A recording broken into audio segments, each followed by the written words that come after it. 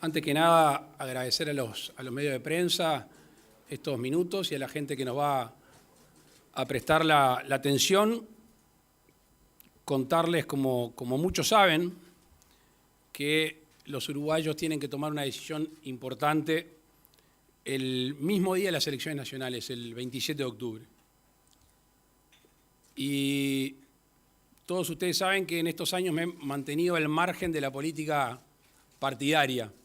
No hemos tenido ni presencia, ni acciones, ni discursos tomando posición acerca de un partido político o la coalición. Entre otras cosas porque así lo indica la Constitución de la República. En este caso, siento más que el derecho, siento la obligación de comentar con todos ustedes y con la ciudadanía cuál es la visión y la de todos nosotros, la enorme preocupación acerca del tema que vamos a comentar. Me gustaría hacer un poquito de historia reciente. Hace más de 15 años que se dice que hay que reformar el sistema jubilatorio porque de alguna manera se iba convirtiendo o iba rumbo a ser insostenible. De más está decir, todos ustedes saben que pasó el tiempo y los gobiernos no actuaron. Se hablaba de la urgencia, pero no se actuaba.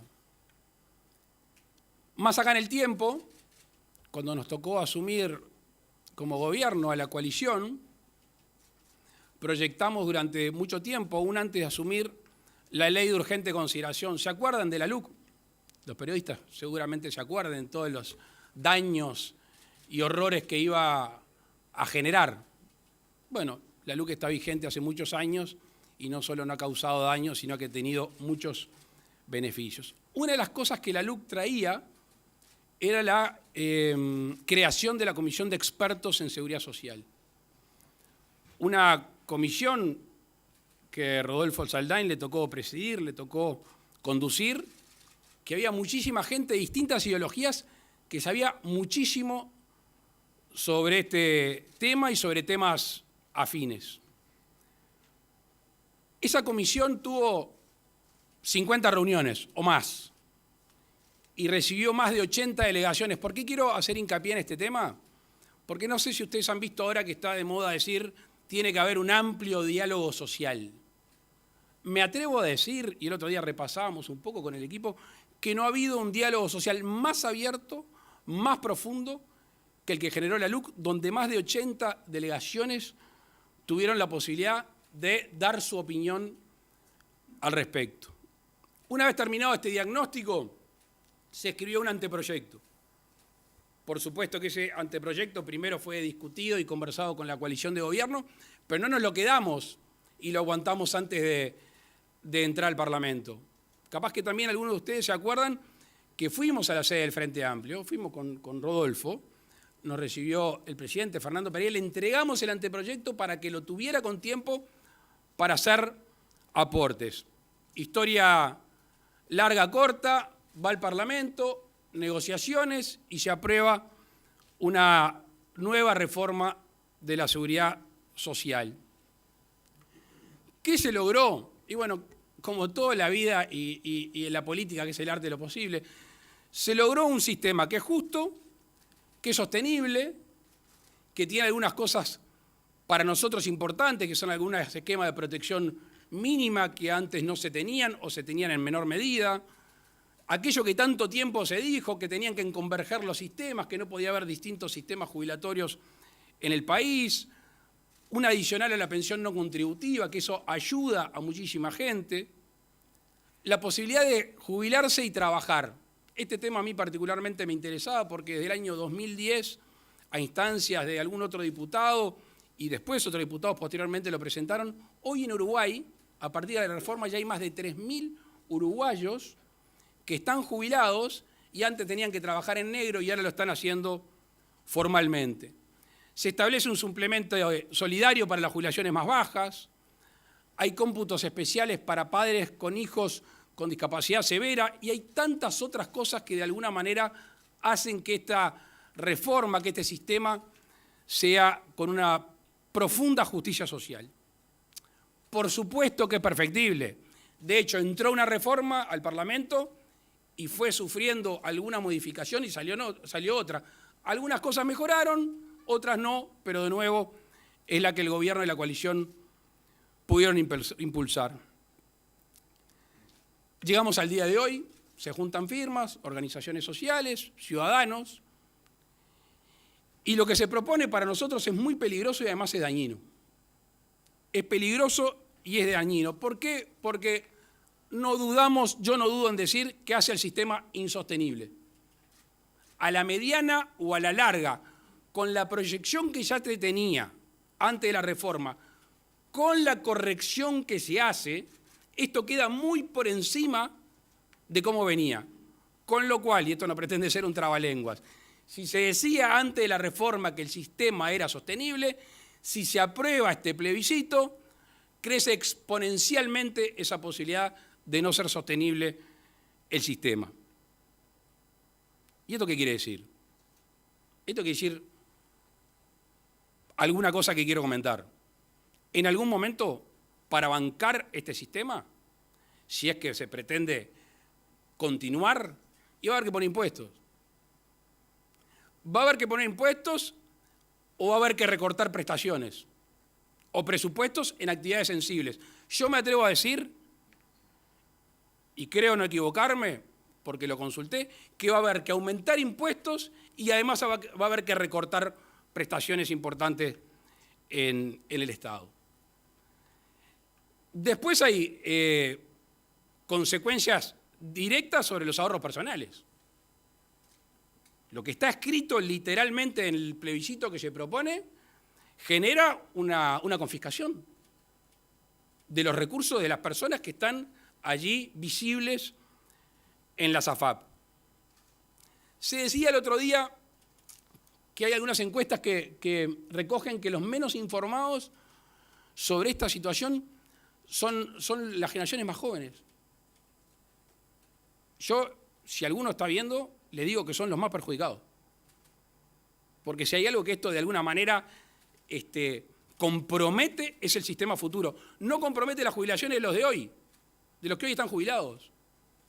Compromete la de nuestros hijos y nuestros nietos. Claramente, como la proyección de hacerlos menos sostenibles más adelante, esto compromete la jubilación de los jóvenes o por lo menos que puedan tener una jubilación mayor. Y eso hay que decirlo claramente. Entiendo capaz que un joven que recién empieza su tarea, su vida laboral o estar lejos de jubilarse, esto no lo tenga en el radar. Pero son esas decisiones importantes que uno está llamado a tener porque algunos eligieron que los uruguayos así lo tenían que hacer. No quiero profundizar en algo que quizás sea más propio de Azucena, o que es los efectos sobre la confianza país. A veces, cuando hablamos de la confianza país, parece un intangible. ¿Qué es la confianza país? Que alguien me la muestre, no se ve. Bueno, termina siendo algo tangible, tocable. Cuando se habla del grado de inversor, del riesgo de país, sí, nadie come, desayuna o vive del riesgo país o del grado inversor. Ahora, eso genera intereses más caros cuando uno tiene que tomar un préstamo internacional, eso genera menor llegada de inversiones, y eso, si uno sigue el hilo, puede generar el desestímulo de inversiones que generan fuentes de trabajo. Y esto no es asustar, esto es real. Uruguay hoy tiene el riesgo país más bajo de la historia. Y eso, de alguna manera, que ha generado inversión extranjera directa, que se reinvierta el producido de esa inversión, y eso genera fuentes laborales.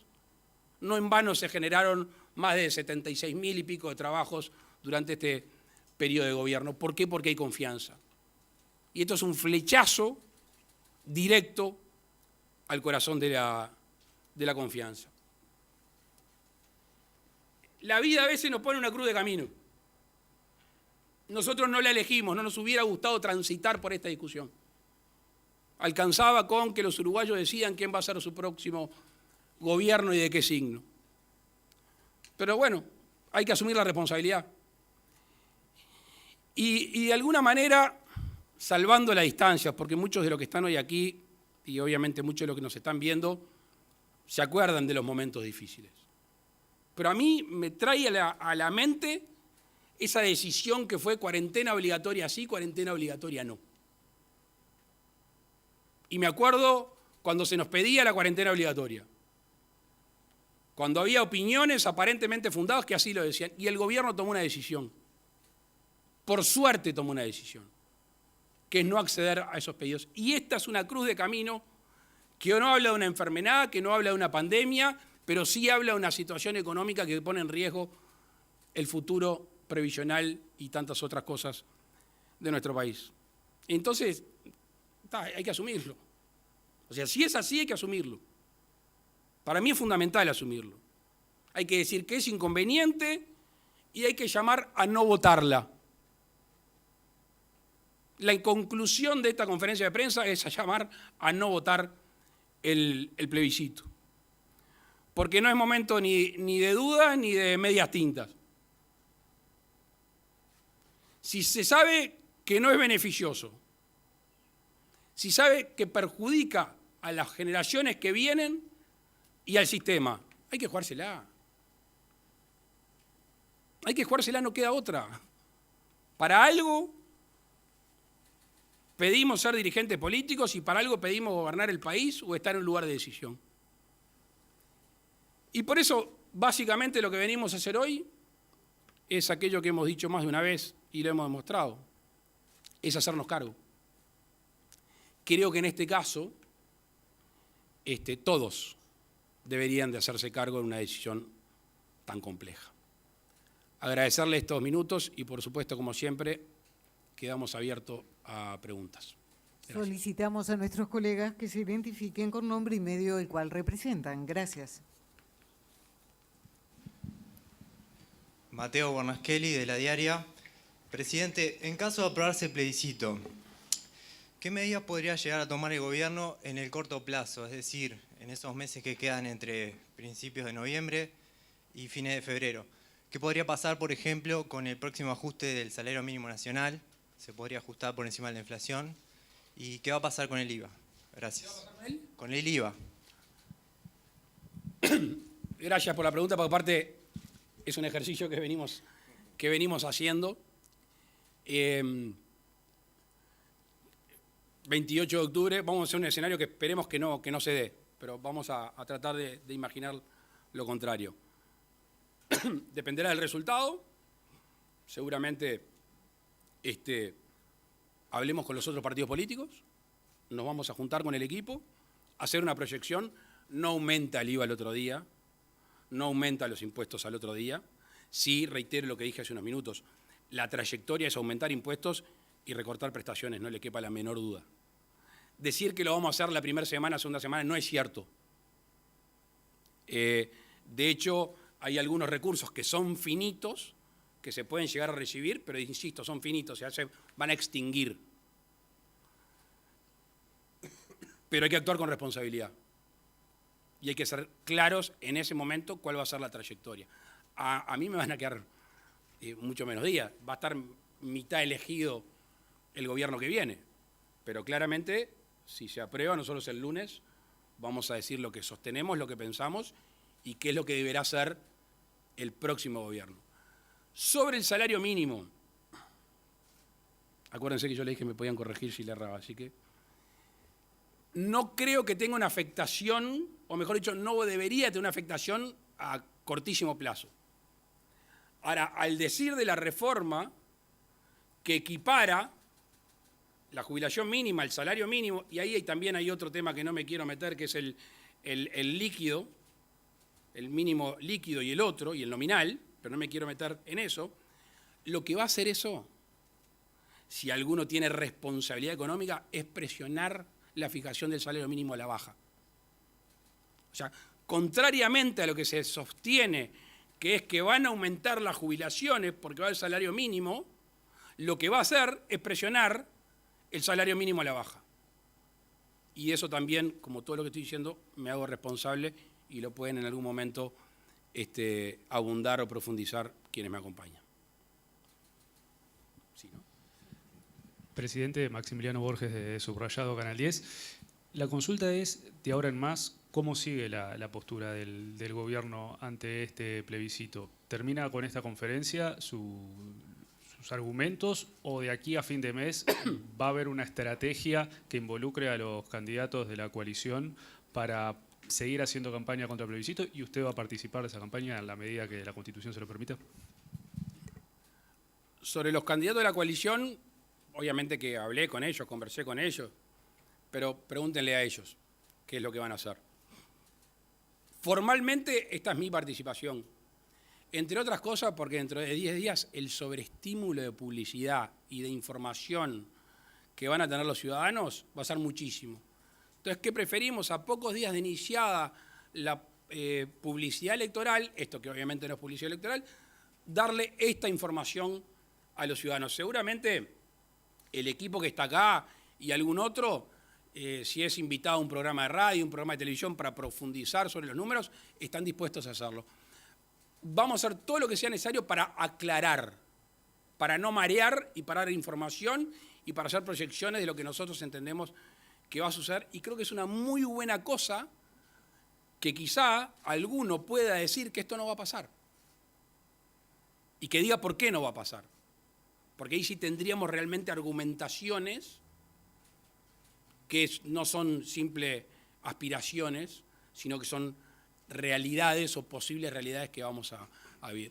Yo voy a andar de recorrida, ando por todo el país, así que si alguno me pone el micrófono y me pregunta sobre esto, a riesgo de aburrirlos, capaz que le conteste lo mismo. El otro día usé el ejemplo de la ortiga. Ahora estábamos conversando y sobre la necesidad de que hay que jugársela y que hay que hacerse cargo y que hay que decir que no hay que votar. Es como venís rumbo al Titanic, ves el hielo y decís, está el hielo, pero nos vamos a hundir de a poco. No. Si está el iceberg, cambia el rumbo. Porque si sos capitán y vas al iceberg y tenés ese rumbo y decís, póngase curita, eso no sirve. Hay que cambiar el rumbo. Y por eso hay que jugársela. Buenas noches, Joaquín Silva, El País.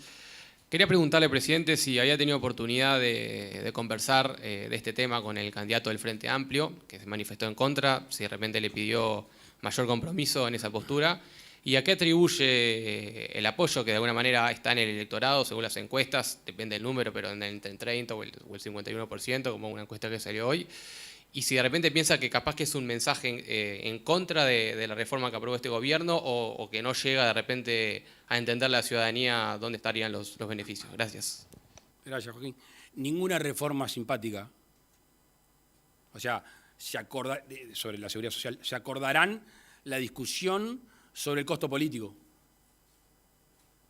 Que no había que llevar adelante esta reforma porque se pagaba un costo político. Yo sostuve siempre que el costo político lo pagaba el que no tenía coraje de hacerlo. Porque si dijiste que era necesario, si dijiste que era insostenible, hay que tener coraje de hacerla. Y esa fue la discusión que tuvimos internamente en la coalición y por suerte toda la coalición así lo entendió. No me corresponde darle, no sé si, sugerencia, consejo al candidato de la oposición. Asesores tienen la materia.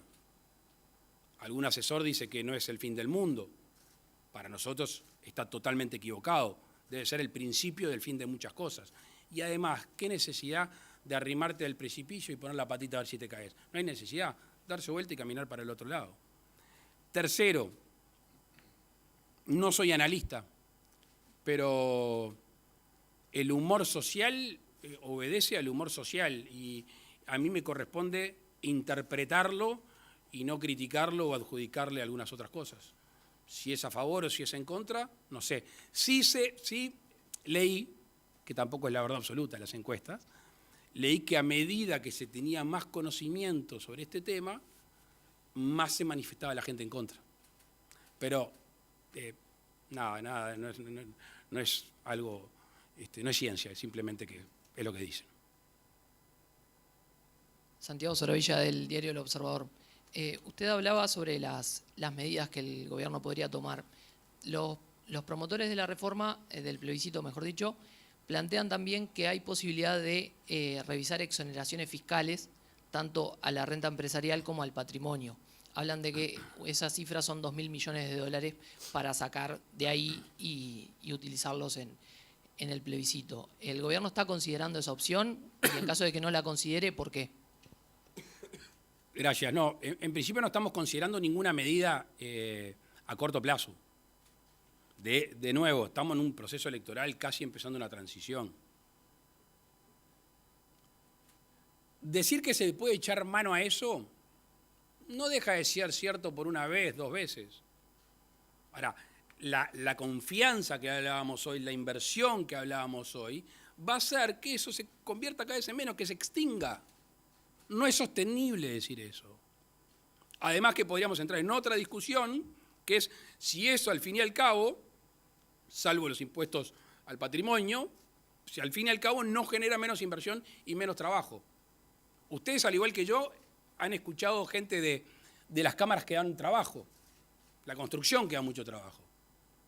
Dice, de implementarse este plebiscito va a haber menos recursos, menos fondos, en este caso de la SAFAP, para generar obra pública. ¿Y qué genera eso? Genera fuente de trabajo. 56.000, 57.000 personas cobrando jornales. ¿Y si ese dinero no está? Le voy a dar una noticia. ¿Saben quiénes usaron más que nadie las intendencias de los fondos de la SAFAP? La Intendencia de Canelones y la Intendencia de Montevideo. Fueron quienes más usaron en el sector público el apalancamiento de la SAFAP. Pregúntenles a ellos si les falta esa plata, ¿qué hacen? ¿Qué tal? Buenas tardes para todos. Bruno Barreto, Telenoche, Canal 4. Presidente, tal vez esta pregunta es más para la ministra de Economía, aunque ya tiene su posición, también me gustaría conocerla, porque los mercados cambiarios cerraron en las últimas horas con el dólar por los 43 pesos. Algunos analistas hablan de que, si bien es un impacto mínimo, esta suba al alza, esta suba del dólar, señalan que se están refugiando más en el dólar por la preocupación de que pueda salir el plebiscito. Primero consultarles si esto de alguna manera se lo atribuyen a esto, esta suba del dólar, y en segunda ocasión también preguntarles qué pasa también a corto y mediano plazo con la inflación, que es otro tercer capítulo que a los uruguayos tanto les preocupa y este gobierno tiene como buque insignia tener el IPC en el rango meta. Gracias. Voy a arrancar yo y te paso la pelota.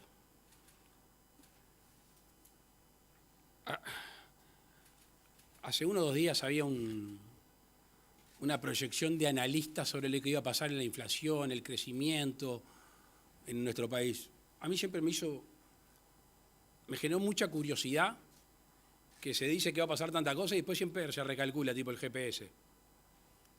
Nosotros no hacemos proyecciones, nosotros tratamos de hacer políticas públicas, generar confianza, tener una trayectoria, tener una regla fiscal, lo que ustedes saben. O sea, las proyecciones generan del sector privado una opinión, del sector público una incidencia y una consecuencia. O sea, tratamos de no hacerla. Se notó un salto en el dólar la semana pasada, seguramente haya sido un ruido, o sin seguramente un ruido por este tema del plebiscito. Por suerte, después de ese salto quedó ahí. Yo creo que eso ha generado que los agentes económicos nacionales e internacionales empiecen a leer opiniones al respecto, empiecen a ver qué piensa el sistema político, empiezan a leer las encuestas, y eso de alguna manera puede moderar esa situación. No hay una situación de nerviosismo ni en el Ministerio de Economía, ni en el Banco Central, ante la fuga de inversiones, y seríamos injustos si se dice eso, porque aparte es fácilmente comprobable. Este gobierno ha puesto la inflación en el rango meta por primera vez en muchísimos años. Y además que se achicó la banda del rango meta. No solo la achicamos, sino que la inflación está ahí.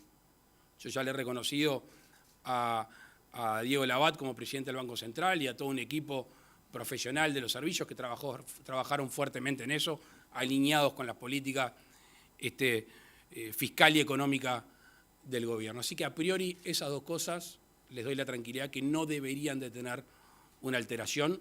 Ahora, se aprueba el plebiscito, empieza el próximo gobierno, tendrán acá sentados a los responsables para ver de alguna manera cómo van a mitigar esos efectos y sobre todo, y quédense con esto, cómo van a recuperar la confianza. Perdón, dale vos. Bueno, entonces como quieras. Muy buenas noches para todos. No mucho que agregar a los comentarios del presidente. Con respecto a lo que se vio hace algunas semanas, hace algunos días, concretamente suba del dólar, baja del precio de algunos de nuestros títulos, de nuestros bonos, y por lo tanto aumento de la tasa de interés y por lo tanto pérdida del valor del ahorro que tienen las personas en los fondos de pensión. Sí, nosotros tenemos indicios, como dijo el presidente, que esto obedece a la incertidumbre, a la falta de confianza que vendría de aprobarse ese plebiscito. Tenemos indicios porque tenemos datos, son datos que como gobierno accedemos a ellos, y tenemos conversaciones con calificadoras de riesgo, con inversores que transmiten su preocupación, como dice el presidente, de lo que sería el día después. Entonces, esperamos que con la información que se brinda, que hemos brindado desde el primer momento, porque esto no es nuevo, desde el inicio, que se ha sido claro con las consecuencias de aprobarse, de prosperar el plebiscito. Entonces esperamos que con la información que se tenga, los uruguayos, cuando voten, y en particular los más jóvenes, como decía el presidente, que es quienes realmente van a pagar la factura de esto, sepan las consecuencias. Y ahí creo que está la obligación y la responsabilidad nuestra de informar sobre las consecuencias que esto tendría sobre todos los uruguayos. Buenas noches, Ken Parks de Bloomberg News. Tengo una pregunta para la ministra Arbeleche. Ministra, quiero preguntarle si el Ministerio de Economía y el Banco Central están trabajando un plan de contingencia para el lunes 28 de octubre por si la aprobación del plebiscito genera volatilidad en los mercados financieros. Gracias. El presidente fue claro con la respuesta. Todo el equipo de gobierno está siempre preparado para tomar los pasos que correspondan, y si se llegara al resultado que no deseamos, que es que prospere el plebiscito, vamos a responder inmediatamente con la responsabilidad que nos ha caracterizado siempre.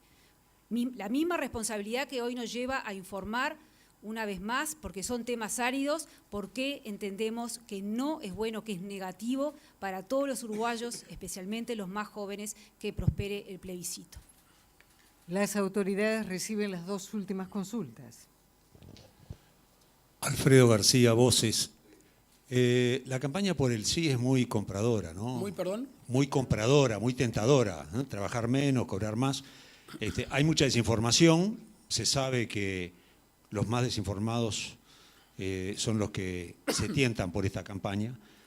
Y pensando en que más del 90% del sistema político uruguayo está en contra de este plebiscito y que gran parte de la sociedad civil también está, ¿no sería conveniente que el gobierno utilice las campañas de bien público para explicar por qué no hay que votar este plebiscito? Gracias, Alfredo. Lo pensamos en hacer. En realidad, ya no lo que pensamos, sino lo que esperamos, como tú bien decías, si es que realmente hay un 90% de la dirigencia política, algunos se han manifestado ya, está en contra o entiende que es negativa este plebiscito por las razones que exponíamos, deberían de darse vuelta y llamar a la opinión pública y decirle que no voten, que no es lo mismo. ¿Cuál es la preocupación? ¿Por qué decía yo que acá todos nos tenemos que hacer cargo? Porque hay que jugársela, y jugársela es a veces quedar bien con algunos y no con otros. Pero las decisiones de gobierno son eso. No podés ser de Nacional y de Peñarol al mismo tiempo. Tenés que decir, de Boston River también. Tenés que decir. Y bueno, eso es lo que nosotros queremos, que se la jueguen, porque después los resultados no es solo para el que va a gobernar, es para toda la sociedad. Y por eso creemos, y esto es parte de la conferencia, estimular a que se hagan cargo, a que todos nos hagamos cargo. Lo primero es nosotros, porque después de 15 años o más de algo que era urgente lo hicimos, que no nos importó si había que pagar el costo político y que ahora defendemos la reforma y llamamos a votar claramente en contra del plebiscito. Nos encantaría que los que dicen eso y tienen asesores que dicen eso, salgan y digan no voten la reforma porque realmente traería consecuencias negativas para el país en varios ámbitos y sobre todo para las futuras generaciones. Eso sería lo lógico, lo esperable. Buenas tardes, presidente. ¿Qué tal? Diego Martini de TV Ciudad. Aprovecho para señalar que estamos en vivo. Quería consultarle por algo que usted señalaba con esto de que sabe que no es una reforma popular, y la pregunta va, ¿qué piensa de eso, a sabiendas de que no es una reforma que es agraciadamente popular, sobre todo pensando en algunos ejemplos que se puso en algunos países, por ejemplo, lo que pasó en Francia y las manifestaciones, y eso haciéndolo referencia también en las promesas políticas? Si bien usted ya explicó esto de que no se iba a subir la edad mínima para jubilarse, usted ahora también hace referencia a que si esto se aprueba va a haber más impuestos y se van a cortar prestaciones, es lo que dijo recién. Entonces, bueno, consultarle si esto también no piensa que es plantear eso en el juego de lo popular y no en un momento de campaña política. Gracias. Muchas gracias. Te agradezco la pregunta porque pensé que iba a ser la primera de todas y termina siendo la última. Y es cierto, yo hice campaña diciendo que no me parecía justo elevar la edad de jubilación para los que ya estaban trabajando. Y tuvimos discusiones con Rodolfo Saldain, que se unió al equipo, y le dije, mira, Rodolfo, yo hablé de esto en campaña. Me dijo, es imposible, no se puede. Si querés llevar adelante una reforma, no se puede. Negociamos en inferioridad de condiciones, porque él sabe y yo no sé, del sistema previsional. Y de hecho se llegó a 2 temas o 3 temas que son muy importantes. El primero, que no se cambia la edad de un momento para otro. De hecho, la primera generación a la cual se cambia la edad es la mía, a la del año 73. Y después se hace paulatinamente. Y después, para que llegue a suceder esto, hay ¿cómo se llama? Una transición. Y un conjunto de excepciones muy grandes. Y un conjunto de excepciones muy grandes. Es cierto, yo lo dije, no es la primera vez que me lo preguntan, traté de explicarlo y cuál es la razón. Igual, sabiendo que esto podía ser una de las preguntas y algo que de alguna manera se me echara en cara, decidimos impulsarlo. Porque también para decir esto hay que tener el coraje de decir, dijimos una cosa, no se pudo, igual llevamos adelante la reforma. Lo otro, la segunda parte de tu pregunta, es matemática pura. Matemática pura. Si se tiene este estado, si se aumentan los gastos y se tiene esta recaudación y acá hay déficit, la única manera, o mejor dicho hay 2, aumentando impuestos y la otra recortando. Desde mi punto de vista, por la proyección que hay, entre otras cosas, de tasa de natalidad, entre otras cosas por la relación activo-pasivo, es que va a haber que aumentar impuestos y recortar prestaciones de una manera bastante compleja.